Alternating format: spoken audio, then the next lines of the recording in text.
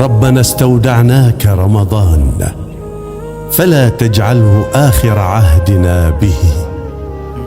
اللهم أعده علينا بالخير أعواما عديدة وأزمنة مديدة، ونحن ومن نحب بأتم الصحة والعافية.